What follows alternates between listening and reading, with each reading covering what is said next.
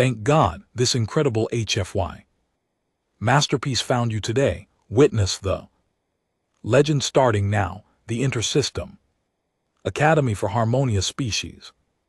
Integration occupied a space station so ludicrously massive that it had its own weather patterns, well, carefully controlled atmospheric phenomena that the marketing department insisted on calling weather patterns because its music sounded more prestigious.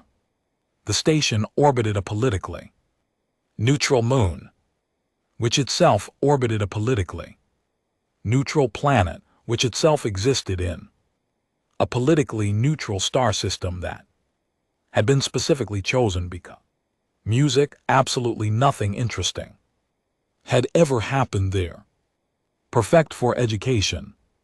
For 300 standard cycles, the Academy had served as the premier music institution for molding the galaxy's youth into proper, civilized, cooperative members of interstellar society. Students from 700 species studied music together, played together, and learned to navigate the complex social dynamics of a universe where your lab partner might breathe methane and music communicate through color-changing skin patterns.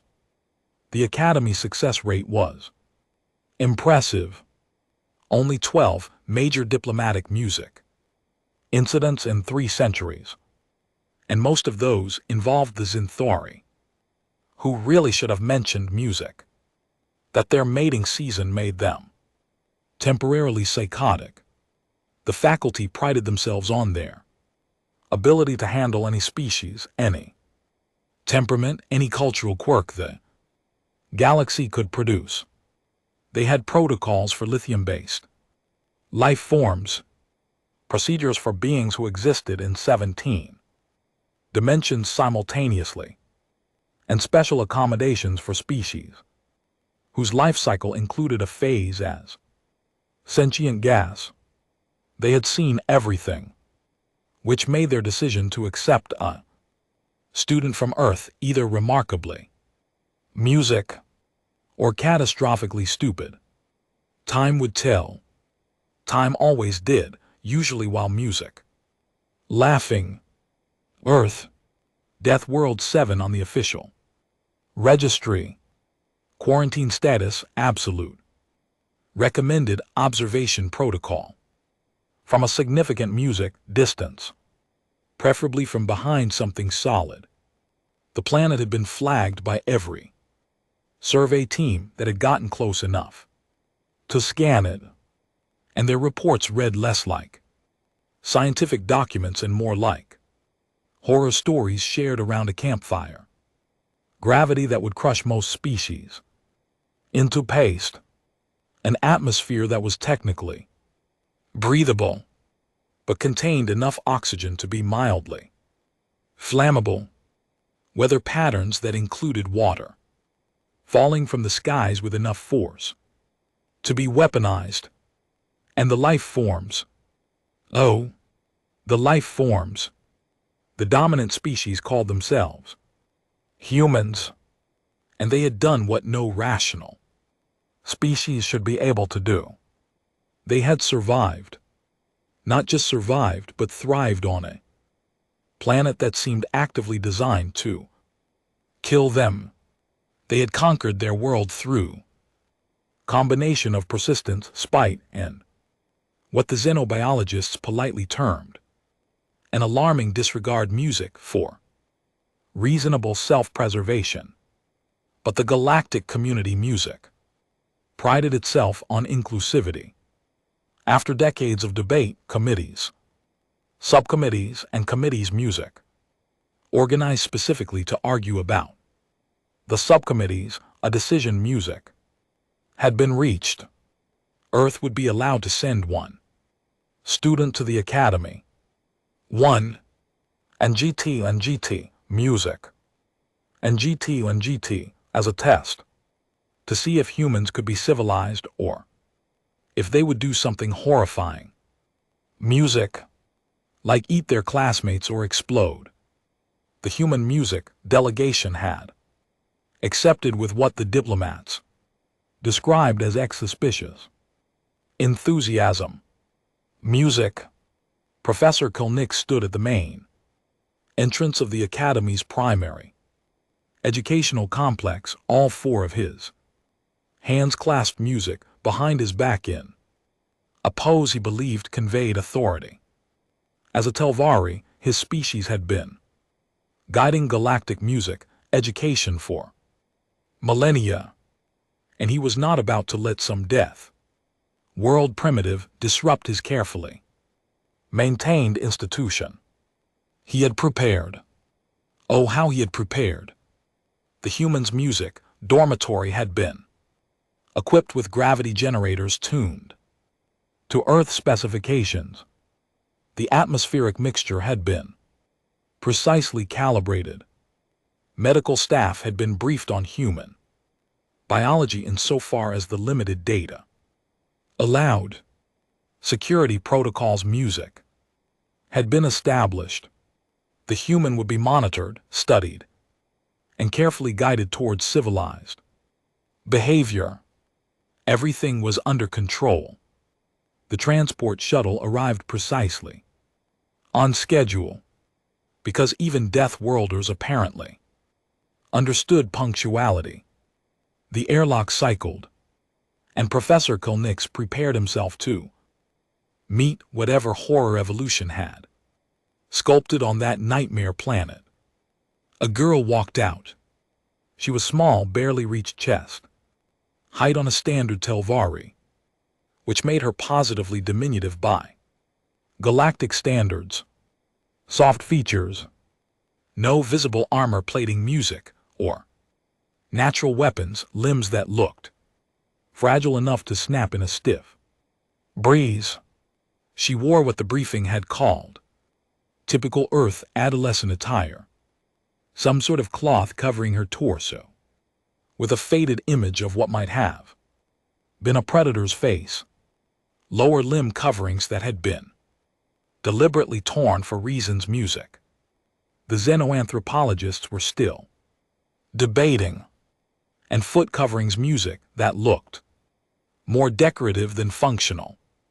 A bag hung from one shoulder, probably containing music, whatever primitive tools or species found necessary for education. She smiled at Professor Koenig, and he noticed her teeth music were mostly flat with only slightly prominent canines, practically herbivorous. Hi, she said in perfectly accented galactic music common. At least the humans had bothered to teach their delegate the proper language. I am really excited music to be here. Thanks for having me. Professor Koenig felt his anxiety drain away. This was no monster. This was a child, barely threatening music enough to disturb a Fluffnarian bunny analog. The committees had been worried about nothing. Welcome to the Academy, he said, voice warm with relief. I am certain you will find your time here educational. If Professor Koenig had been paying attention, if he had been watching closely, he might have noticed music the way her eyes tracked every movement in the corridor, cataloging exits and potential threats with mechanical precision. He might have observed how she positioned herself with clear sight, music, lines in all directions despite her casual posture. He might have seen that her smile never quite reached those eyes, which remained cold and calculating behind their friendly facade. But he did not notice. None of them did. The orientation proceeded smoothly. The human was introduced to her dormitory cluster, where she would share common spaces with a dozen other first-cycle students. The reactions were mixed and telling. Rixith, a Vryn who stood nearly 3 m tall, and possessed the kind of natural armor that made personal shields redundant. Took one look at the human and dismissed her entirely. Prey music species. Weak. Unworthy of attention. He returned to sharpening his ceremonial combat claws, a habit his species maintained despite having achieved space flight 10,000 years ago. Melara and Jessic, a bonded pair of Quilksea, practically vibrated with anxiety when the human entered the common room. Their species had evolved as prey music on a relatively gentle world, and their instincts screamed warnings about predators despite the Academy's assurances of safety. But the humans seemed so small, so harmless. They relaxed marginally, though Melara kept one music eye stalk pointed at the newcomer at all times. Zorthan music, who existed as a collective consciousness distributed across 7 crystalline bodies, found the whole situation amusing. Their species had transcended music, physical concerns millennia ago, and they observed the other students' reactions with the detached interest of a scientist watching bacteria interact. "You are the human," Rixith finally said, his voice carrying music, the kind of dismissive tone that bullies apparently developed regardless of species. "From the quarantine world." "That's me," the human agreed cheerfully. "Nice to meet you. I have heard your planet is dangerous." "Music," Rixith continued, his mandibles clicking in what passed for Vryn laughter. "Yet you appear quite fragile. Perhaps the reports were exaggerated." "Maybe," the human said, still smiling. "Earth can be pretty music, intense." "Intense," Rixith repeated, savoring music the word. "I come from a world with 6 times standard gravity and atmospheric pressure that would collapse most species' lungs. I wonder what a soft creature like you would consider intense." The human smile widened slightly. "Well, back home we have these things called mosquitoes. They are tiny flying insects that drink blood. Not enough to hurt you really, but they are super annoying and they can carry diseases that kill millions. Also, we have this weather pattern called a hurricane where the wind moves so fast it can throw cars around like toys, and it can be hundreds of kilometers wide. Oh, and sometimes the ground just shakes and splits open because the planet's crust is actually floating on molten rock and the pieces bump into each other." The room had gone very quiet. "And that is normal?" Melara asked, her voice small. "I mean, it does not happen every day," the human said. "Just often enough that you kind of get used to it." "Oh, but we did have this one year where a volcano erupted music and the ash cloud was so big it changed the climate for like a decade. That was before music, my time though. History class stuff." Zorthan's crystals flickered with what might have been concern. "Music. Your planet attempted to kill your species with climate modification." "Well, not on purpose." The human laughed. "That is just what music, volcanoes do. We have like 50 or 60 active ones at any given time." Professor Kilnix, who had been observing the interaction, felt a small tendril of doubt creep into his mind. He activated his personal data pad and queued up a search for Earth's geological activity. The results made his respiratory organs constrict. The first-class music was xenobiology, taught by Professor Yinsara, a Kaldorian whose species had been studying comparative biology since before humans had discovered fire. She was brilliant, patient, and utterly confident music in her understanding of how evolution shaped species across the galaxy. Life, she began, her voice resonating through the lecture. Follows predictable patterns. Prey species develop speed, camouflage, or defensive mechanisms. Predator species develop strength, weapons, or pack tactics. Environmental pressures shape organisms toward optimal survival strategies. This is universal music law. The human sat in the third row, taking notes on a primitive paper notebook with a mechanical graphite deposition device. Professor Yinsara found it charmingly archaic. Consider the Vrin, she continued, gesturing to where Rixith sat with his characteristic arrogance. High-gravity world, scarce resources, significant predation pressure. Evolution's answer, armored hide. Enhanced strength, aggressive. Territorial behavior. Logical. Predictable. Efficient.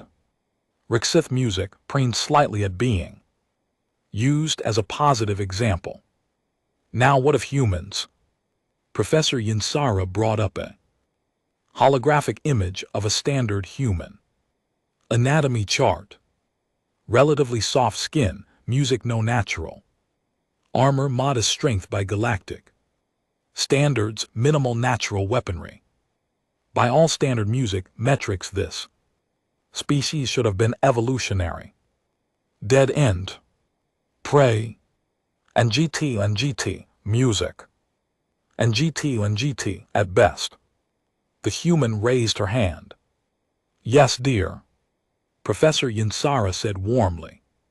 Just a clarification question. The human said. When you say minimal natural weaponry, are you counting our endurance hunting capabilities?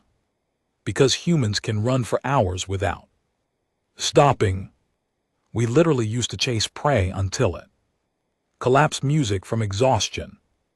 It is called persistence hunting. Professor Yinsara's facial tendrils. Music twitched. Hours. Without rest. Oh sure. Some humans' music do these things. Called ultramarathons, where they run for like 100 miles. Takes most of the day, but it is doable. Our ancestors' music could track wounded prey for days if necessary. We just kept following until it died. The class was staring now. Melara had wrapped her tentacles music around herself in a self-protective gesture. That is atypical music for a prey species, Professor Yinsara admitted. Well, we are not really prey species, the human said. We are apex predators. Pretty much the top of the food chain on Earth. I mean, there are some things that can kill us, like sharks or bears or crocodiles, but usually only if we are being careless. Mostly we are the scary ones. Apex predators. Rixith scoffed. Music. You are barely larger than a quilksea. What could you possibly hunt? Mammoths mostly, the human said casually. At least our ancestors did. They were like these huge hairy elephant things, probably weighed 6 tons each. Had massive tusks. We used to hunt them by working in groups using tools and tactics. Before that, we hunted other megafauna to extinction. We are actually really good at extinction events. Caused a bunch of them, survived a bunch more. Professor Yinsara was rapidly accessing her database, cross-referencing human evolutionary history with what the student was describing. The data was fragmented, music, but what she found made her respiratory rate increase. Your species hunted creatures weighing 6,000 music kg. She asked carefully. Well, yeah. We needed the meat and fur. Earth gets really cold music in some places. Like cold enough to kill you in minutes if you are not prepared. So we needed protection music. And the big animals had the best pelts. How cold? Zorthan asked. Their crystals pulsing with genuine curiosity. The human considered. Average winter temperature where my ancestors' music evolved was probably around degrees. Sometimes colder. Water turned solid at 0 for reference. You lived music in environments where the primary solvent of life undergoes phase transitions. Professor Yinsara's voice had climbed an octave, and this was considered music normal. I mean, we invented insulated clothing, music and heating systems pretty early on, the human said. Problem solving is kind of our music thing. When the environment tries to kill you, you adapt or die, and humans are very good at not dying. The professor made a note to substantially revise her lecture materials. Lunch in the academy's massive cafeteria was an exercise in cultural exchange. With 700 species represented, the food services had been designed to accommodate practically music, any dietary requirement. Crystalline species had mineral supplements. Energy beings had specialized radiation booths. Carbon-based life forms had options, ranging from photosynthetic nutrients to various forms of organic matter. The human approached music, the serving area with her tray, examining the options with interest. She selected what appeared to be a protein-synthesized music, to approximate Earth standard meat, some vegetation that had been analyzed as compatible with human digestion, and what the menu described as a beverage approximating Earth standard water music, but purified of dangerous minerals. Then she reached into her music bag. What is that? Melara asked nervously, eyeing the small container the human had produced. Hot sauce, the human said cheerfully. They tried, but the food music here is kind of bland. No offense to the cooks. What does it do? Jessica asked. Makes things spicy, adds flavor. The human opened the container and applied a small amount to her protein. The pungent aroma made several nearby students' eyes water. Is that a toxin? Rixith demanded, his nose slits flaring. I mean, technically capsaicin triggers pain receptors, the human admitted. It makes your mouth feel like it is burning. But humans like that sensation, music. We bred plants specifically to be more painful to eat. You consume pain for enjoyment. Professor Kilnix, who had been observing from a nearby table, felt his concern, returning with renewed vigor. Sure, pain reminds you that you are music. Alive, right? The human took a bite and smiled despite her eyes watering slightly. Besides, it is not that hot. I forgot to bring the really good stuff from home. This is only about 50,000 Scoville units. No one knew what a Scoville unit was, but it sounded ominous. You did not answer my question in class, Rixith said, apparently deciding to reassert his dominance. What gives you the right to claim apex predator status? You are small, weak, and soft. The human looked at him music with those disconcertingly calm eyes. Well, I would not want to fight you, she said. That would be against Academy rules, and I am here to learn, not cause problems. That is not an answer. Okay, honestly, humans have advantages that are not obvious. Our eyes, for example. She pointed to her own. Binocular vision, excellent depth. Music perception can track fast. Movement. We are really good at seeing things. And our hands have precision grips that let us manipulate tools with extreme accuracy. Plus the endurance thing I mentioned. Music. And our brains are wired for pattern recognition and tactical thinking. We can predict what other animals are going to do and plan around it. All species have brains. Rixith growled. Sure, but human brains are weird. We can override our survival instincts. With logic, we can make ourselves do things that scare us because we understand why. It is necessary. And we are really good at cooperation. Like scary good. We can coordinate in groups to music. Accomplish things that would be impossible individually. This is standard pack predator behavior. Rixith dismissed. Maybe, but we take it further. We can cooperate with complete strangers, even different species. Music. We can create social structures with millions of individuals working toward common goals. And when we decide something needs to be music done, we are incredibly persistent. Like we shot ourselves into space. Music using controlled explosions. Before we really understood the math properly. Just decided we were going to do it and kept trying until it worked. Zorthan's crystal's music flickered rapidly. You achieve space flight through trial and error.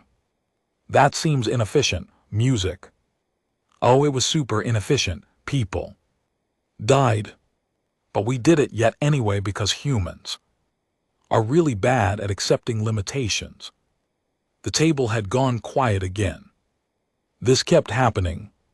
Physical education was mandatory at the academy, designed to help maintain whatever form of fitness their species required. The gymnasium was equipped with variable gravity zones, atmospheric controlled sections, music, and specialized equipment for species, ranging from aquatic to photosynthetic. Today's assessment was endurance-based. Each student would run at their species' optimal pace for as long as they could maintain it. The results would establish baselines for personalized fitness programs. Rixith predictably went first. He thundered across the track in the high-gravity zone, his armored form shaking the floor with each step. He managed 6 laps before his breathing became labored. Respectable for a Vrin, and he made sure everyone knew it. Melara and Jessica opted for the low gravity zone, their species having evolved in gentler conditions. They completed their assessment adequately, managing 12 laps before exhaustion set in.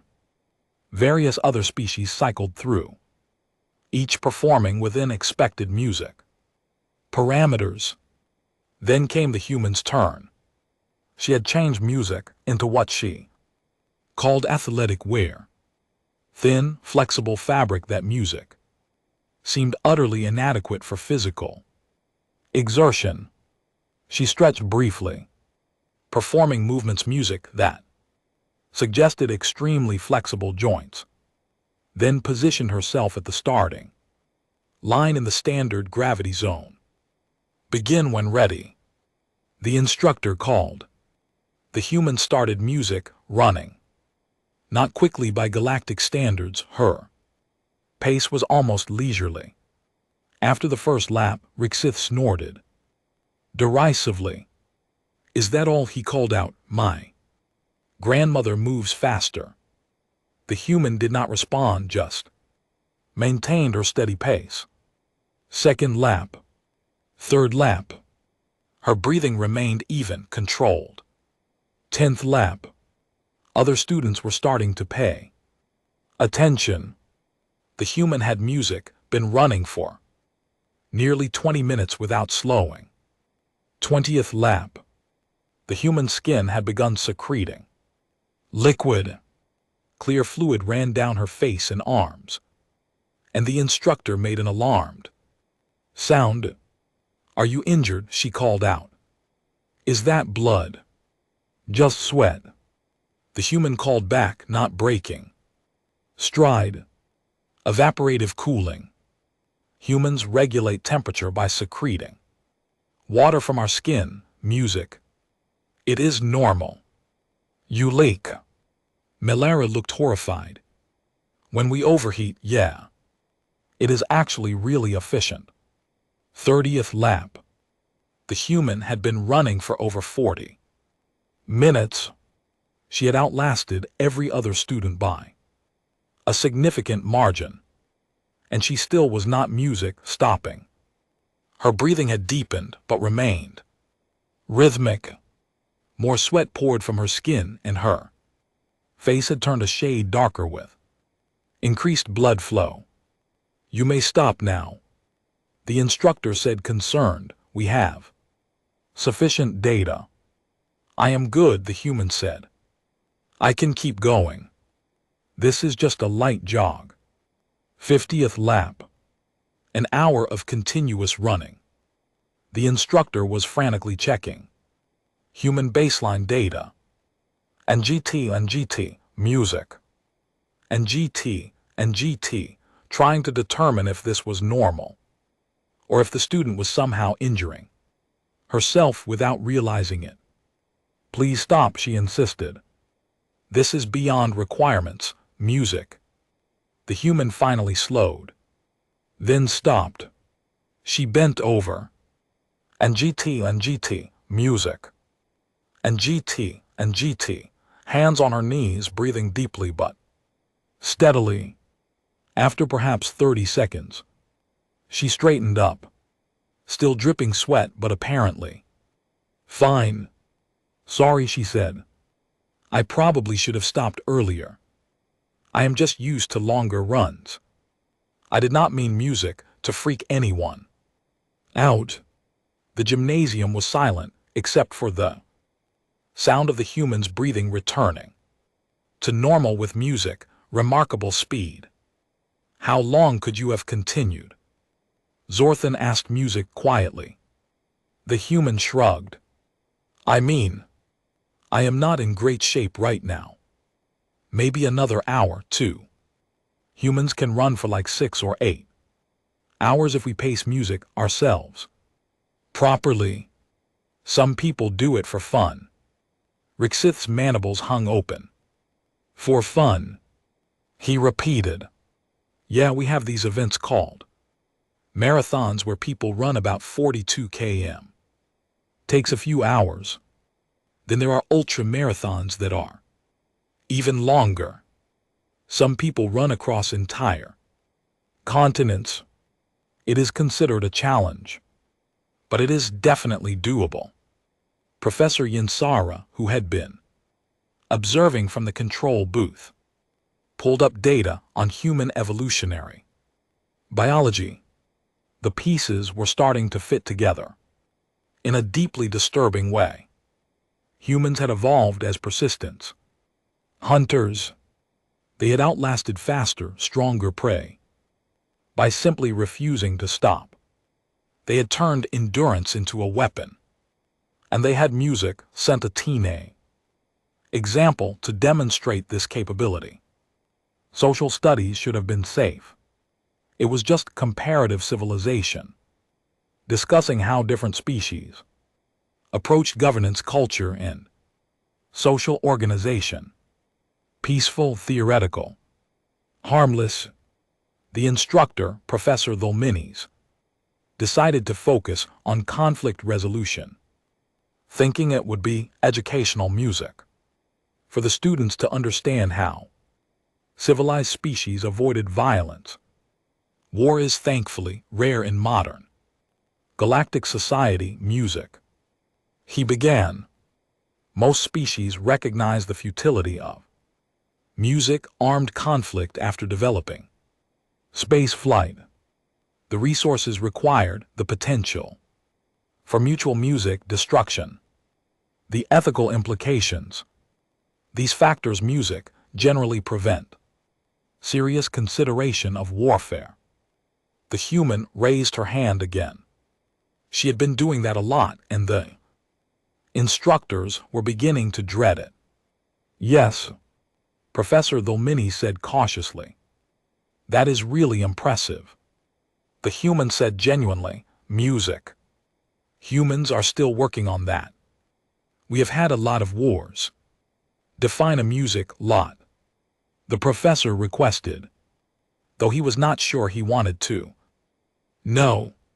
Well, we have had at least one major war every century for the last several music. 1,000 years. Some centuries had dozens. We literally have a field of study dedicated to analyzing the music, called military history. And we number our world wars because we have had multiple conflicts music that involved pretty much every major civilization on the planet fighting simultaneously. The class stared. Surely you exaggerate, Professor Dolmani said weakly. I really wish I was. We have gotten better about it recently. Though, we have gone almost 80 years without a really big one. That is progress. 80 years is a long time for your species, Zorthan asked. I mean, it is like 3 or 4 generations. For humans, that is pretty good. We used to have wars that lasted decades. One of them went for 100 years. Killed like a third of the population in some regions. And you survived as a species. Professor Dolmanis was accessing his database trying to verify these claims. What he found was fragmentary but terrifying. Humans are really hard to kill off. Completely, the human music said. We have survived ice ages, supervolcano eruptions, plagues that killed half our population, floods, droughts, asteroid impacts. Well, the dinosaurs got the really music big asteroid. But we have had some close calls. We just keep going. You mentioned plagues. Malara's voice was very small. Oh yeah. Diseases are rough. We have had several that music killed. Millions still dealing with some. Our immune systems are pretty robust. But evolution is an arms race, you know. Pathogens adapt music, we adapt they. Adapt again, keeps things interesting. Interesting. Rixith repeated flatly. You describe extinction-level events as interesting. I mean they suck while you are living through them, the human admitted. But they make for good stories. Afterward, humans love stories about surviving impossible situations. We make entertainment about disasters and wars, music, and plagues. We have an entire genre of fiction dedicated music to imagining how we would survive apocalyptic scenarios. You create entertainment by simulating species death music. Professor Dolmanis felt faint. Not just that. We also have stories about fighting.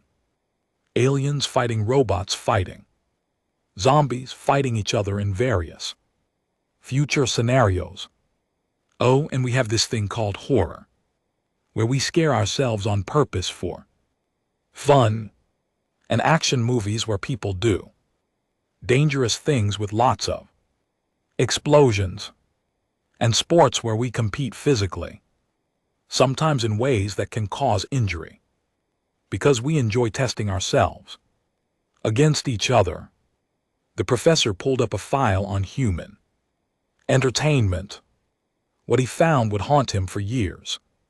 Humans had created thousands of hours of content depicting violence, and GT, music, and GT, disaster and survival scenarios. And they consumed it voluntarily. For enjoyment. Your species simulates danger for recreation, he asked. I mean, when you say it like that, it sounds weird, the human said. But yeah, humans like excitement. We get bored easily. So we invented ways to trigger our adrenaline response in controlled environments. We jump out of aircraft with parachutes. We climb mountains that music can kill us. We slide down snow-covered slopes at high speeds. We fight each other in sanctioned combat sports. We even eat toxic music, substances that cause pain because we think it is fun. The capsaicin. Malara whispered. Exactly, see, you are getting it. I am getting that your species is clinically music insane. Rixith said. The human laughed. Maybe a little. But it keeps life music interesting. The incident happened during free period. In one of the common recreation areas. The human had been sitting quietly, working on assignments, bothering no one. She had been at the academy for 6 standard days, music. And while her presence made everyone vaguely uncomfortable in ways they could not quite articulate, there had been no actual problems. Rixith had been growing increasingly irritated by the human's music presence. She represented everything that challenged his worldview. She was small, apparently weak, from a species that should have been prey, yet she displayed capabilities that rivaled or exceeded his own. And GT, music. And GT, it was unacceptable. His pride, his sense of natural order, demanded that he reestablish the proper hierarchy. He approached the human with 3 of his friends, all Vrin, all large and armored and convinced of their superiority. Deathworlder, Rixith said, his voice carrying across the room. I have been thinking about your claims. Your endurance, your hunting, your survival. I believe you have been exaggerating too. Seem more impressive. The human looked music up from her work. Okay, she said neutrally. I challenge you to prove your words. Physical contest, show me that humans are truly predators, music, and not simply loud prey. The room went silent. Challenges were not uncommon at the academy, though they were supposed to be supervised and regulated. This was neither. The human stood music slowly. She was still small, barely reaching Rixith's mid-torso. Her expression remained calm, friendly. Even, I do not think that is a good music idea, she said. I am here to learn, not fight. Because you know you would lose. Rixith pressed. You hide behind words, music, and endurance tricks. But in actual combat you would fail. Admit it. Something changed in the humans. Posture, music. It was subtle, barely noticeable. But suddenly she did not look quite as harmless. Her weight shifted, her stance widened. Music slightly. Her hands relaxed in a way that suggested readiness rather than peace. Please do not do music this, she said quietly. Her voice had changed too, losing the friendly warmth and becoming something flatter, harder. Rixith took it as confirmation of weakness. He lunged forward, claws extended, intending to pin Music, the human, and force a submission. It was supposed to be a simple demonstration of dominance. Music. What happened next took approximately 2 seconds and would be analyzed Music from multiple angles for weeks afterward. The human moved, not quickly by her own species standards probably, but faster than anyone watching it thought possible. She did not try to meet Rixith's charge with strength. Instead, she stepped aside with minimal movement, one hand striking out to redirect his momentum. Her other hand targeted a joint in his armor, a vulnerable spot between plates that his species did not consider exploitable. Rixith found himself airborne, his own charge turned against him. He crashed into a furniture unit with enough force Music to crack the frame. Before he could recover, the human was there, knee positioned against his throat, hand clamped on his primary weapon arm. She had immobilized him completely. Her 3 friends rushed forward. The human noticed them peripherally. Another aspect Music of those binocular predator eyes, excellent motion tracking, and released Rixith to deal Music with the new threats. She dropped the first one with a sweep that took his legs out from under him. The second she caught mid-lunge with a joint lock that forced him to the ground or risk his arm breaking. The third was the smartest. He actually hesitated, but the human had already moved into his space. Music inside his reach, where his size became a disadvantage. She struck 3 times with surgical precision, targeting nerve clusters. Music, and he collapsed. Total elapsed time from Rixith's initial Music lunged to the last attacker, falling 4 seconds. The human Music stood among the 4. Vrin, breathing slightly harder than normal, but otherwise uninjured. Her eyes swept the room, tracking every student, cataloging Music, positions and threat levels with mechanical efficiency. The mask of friendly humanity had slipped, and what showed underneath was something ancient and terrifying. Then just as quickly the mask returned. She stepped back, her posture relaxing, concern crossing her face. "Is everyone okay?" she asked, her voice returning to its usual warm tone. "I did not want to hurt anyone. You are all okay, right?" Security arrived moments later, alerted by automatic sensors. They found 4 Vrin Music students groaning on the floor with various bruises and strained joints, and 1 human Music student who appeared completely unharmed and was apologizing profusely. The security footage told Music a story that made the reviewing faculty members feel cold. Frame-by-frame analysis revealed something incredible. The human had been holding back significantly. Every strike had been calculated for minimum damage. She had disabled 4 opponents without causing any injury more serious than bruising. She could have done much worse. The precision required for that level of control was staggering. More disturbing was what the extended surveillance revealed. They reviewed footage from the humans' entire stay at the academy. Every movement, every interaction, every casual moment.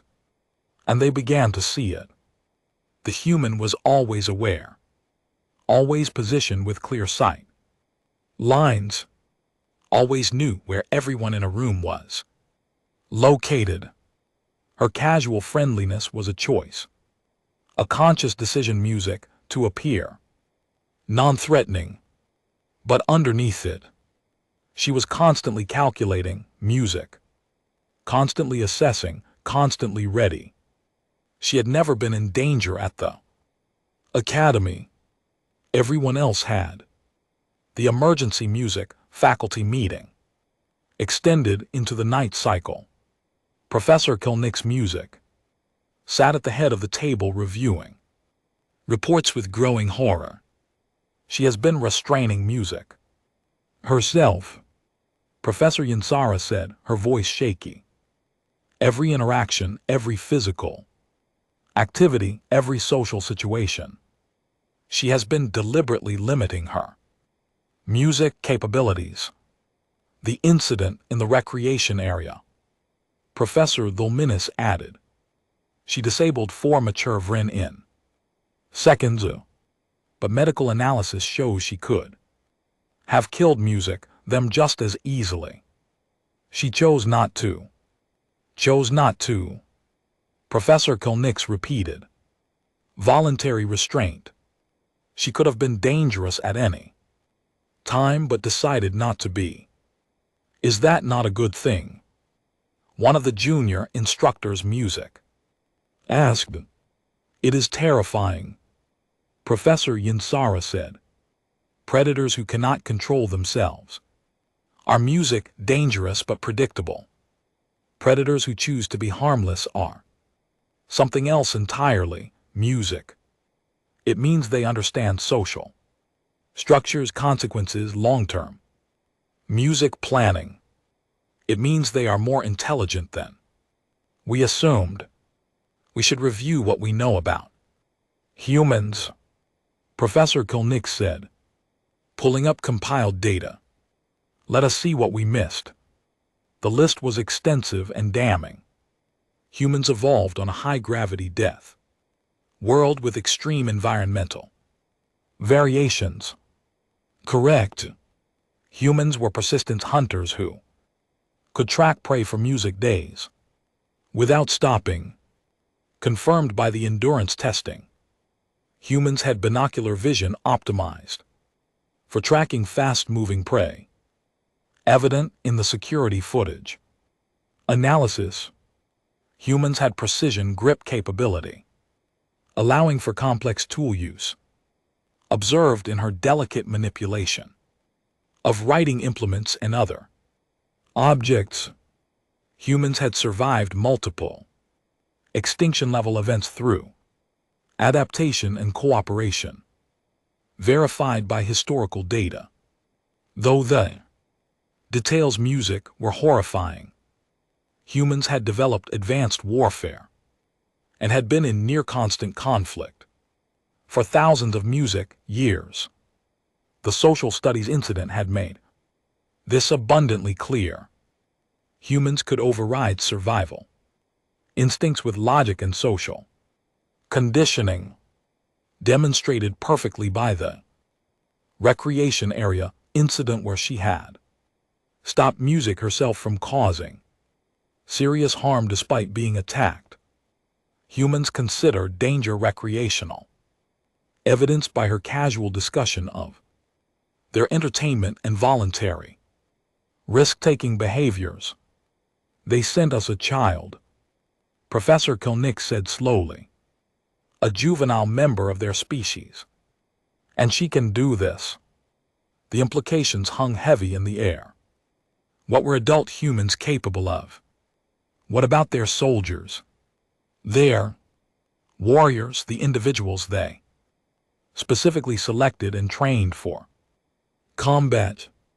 If a friendly teenage human could disable 4 trained Vrin fighters in seconds while music actively limiting herself to prevent serious injury, what could a mature human do without restraints? We need to approve music them, Professor Yansara said finally. For galactic contact, for trade, for everything. They nearly killed music for students. Someone objected. 4 students attacked her without provocation, and she defended music herself without causing permanent harm. Professor Yinsara countered. She showed remarkable restraint. If the situations had been reversed, if 4 humans had attacked a single Vrin student, I suspect the outcome would have been very different. You think she would have shown mercy? The objector music asked. No, Professor Yinsara said. I think the Vrin would not music have needed to, because the human would not have survived the first strike. That is the point. She is more dangerous than our strongest warrior species, and she chose not to hurt anyone seriously.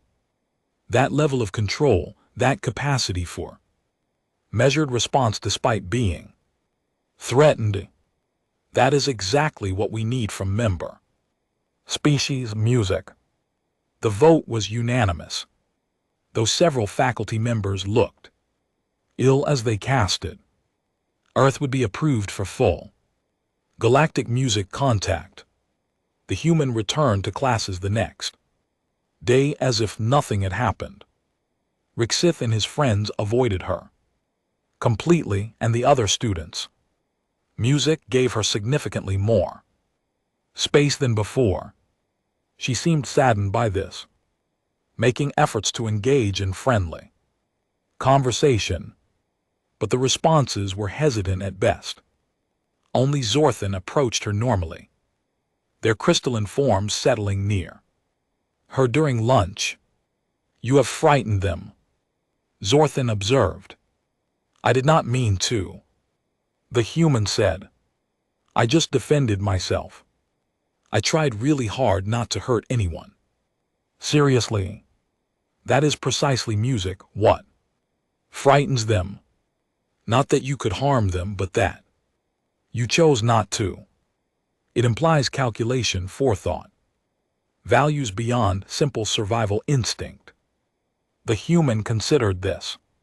Humans are social creatures. We need cooperation to survive. So we developed really strong social conditioning. We can make ourselves do or not do music things based on social rules, even when our instincts say otherwise. It is not always easy, but it is necessary, music. And your instincts told you to harm. Rixith more seriously. Zorthan music asked. My instincts told me to eliminate a threat permanently, the human admitted. But my training and my understanding of the situation told me that would be wrong. He was stupid and aggressive, but he did not deserve to die for it. And I am here to prove humans can coexist with other species. So killing someone would kind of defeat music the purpose. You're always doing this, Zorthan asked, restraining yourself. Every day, the human said. Every interaction. Humans are apex predators from a death world. We have instincts, music, that tell us to establish dominance, to respond to threats with overwhelming force, to see everyone music as potential competition. But we are also smart enough to know that is not how you build a civilization. So we learn music to control it. We create social structures, laws, ethics. We teach our children to be gentle, to share, to cooperate. It is not perfect, and sometimes humans do terrible things when that control music breaks down. But mostly we manage. That seems exhausting, Zorthan said. It can be, but it is also what makes us human. We are not just our instincts. Music. We can choose to be better than what evolution made us. The galaxy, Zorthan said slowly, has never encountered a species music quite like yours. Is that good or bad? I believe we are still determining music that. The semester continued, gradually, carefully. The other students began to relax around the human again. She made consistent music efforts to be friendly, helpful, and harmless. She tutored Malara music in mathematics, helped Jessic with a project on comparative literature, even taught music, Zorathan how to play a human card game that required bluffing and strategy. She never mentioned the incident. Neither did anyone else. But everyone remembered. Everyone knew that the friendly, cheerful human girl who brought interesting snacks, music, and asked much more dangerous. They knew she could move with predatory speed, strike with music, calculated precision, and disable threats efficiently. They knew she was always aware, always ready, always holding back enormous potential for violence. And they knew she chose not to use it. That more than anything shaped how they interacted with her. Not fear of what she could do, but respect for what she chose not to do.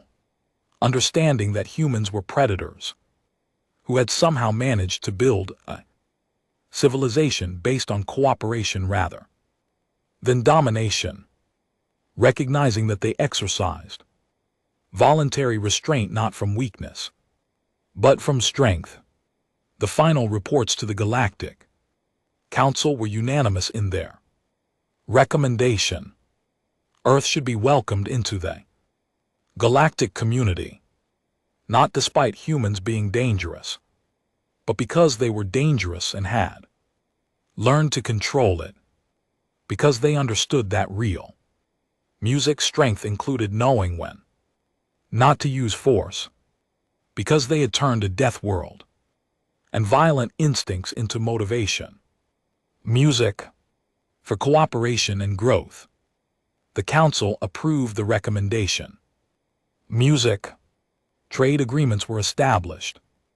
Diplomatic relations began. Humans started appearing throughout the galaxy, music, and everywhere they went. They carried that same duality. Friendly music and helpful on the surface, capable of extreme violence. Underneath, always choosing the music former, despite being built for the latter. And at the academy, Professor Kolnex stood music at the main entrance, preparing to welcome a new class of students. Among them would be 3 more humans, because Earth had requested expanded enrollment. He watched them arrive, music, noting their casual clothing, their easy smiles, their seemingly fragile builds. He knew better now. He knew what walked beneath that harmless exterior. He knew that each of them carried the same ancient predator instincts as the first human student, the same capacity for violence, the same remarkable control. He also knew they would probably be some of his best students, because humans who survived a death world learned to be adaptable, music, persistent, and clever. They learned to cooperate despite competitive instincts. They learned music to be gentle, despite having every reason to be brutal. As the new human students entered the academy, chatting and laughing and looking utterly harmless, Professor Kolnex felt that now familiar mixture of anxiety and respect. The galaxy had spent millennia believing that civilization required the evolution of gentleness. The truly advanced species left violence, music behind. Humans proved otherwise. They showed that civilization was not the absence of music, violence, but the choice to control it. They demonstrated that predators could build culture, that dangerous species could value peace, that Deathworld survivors could become diplomats, and perhaps most importantly, they reminded everyone that looking harmless and being harmless were very different things. The human students settled into their first class, pulling out their primitive notebooks and mechanical writing implements. Professor Kolnex began his introductory lecture, and one of the new music humans raised her hand with a question. He braced himself and called on her, wondering what terrifying aspect of human existence he was about to learn. "Is there a cafeteria nearby?" she asked cheerfully. "I forgot to eat breakfast and I am starving." Professor Kolnex directed music her to the dining facility, and the class continued normally. Just another day at the academy. Just another music group of students from across the galaxy, learning together, growing together, preparing for futures among the stars.